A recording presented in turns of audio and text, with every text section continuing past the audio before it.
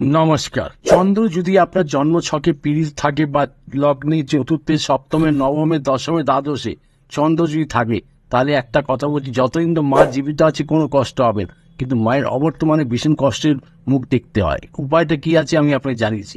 নিজের মায়ের হাত দিয়ে একটা রূপোর কয়েন নিয়ে নিন। সেই কয়েনটাকে নিয়ে তার মধ্যে কোনো লিপস্টিক মানে নেল পলিশ দিয়ে একটা চিহ্ন লাগিয়ে রেখে দিন, যাতে আপনার মনে থাকে। আর দ্বিতীয় উপায়টা হচ্ছে আরেকটা, যদি এটা না পারেন তাহলে একটা করতে মানে একটা ঘটি নেবেন, রূপোর ঘটি। রূপোর ঘটির মধ্যে আতপ চাল মায়ের হাত দিয়ে ভরিয়ে সেটাকে আপনি আপনার সুরক্ষিত স্থানে রেখে দিন।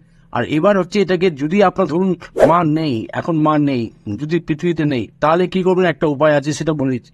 প্রতি অমাবস্যাতে একটি রূপোর কয়েন নিয়ে, একটা রূপোর কয়েন সারা জীবন চলবে, সেটাকে মায়ের ফটোর সামনে রেখে দিন। তার সাথে একটা তিলের তেলে প্রদীপ জ্বালাবেন প্রতি অমাবস্যাতে। তার সাথে সাদা মিষ্টি ওনাকে নিবেদন করবেন, আর সাদা ফুলের মালা ওনাকে অর্পণ করবেন। দেখুন কত সুন্দরভাবে মায়ের আশীর্বাদ আপনি পেতেই থাকবেন, কোনো অসুবিধায় পড়বেন না।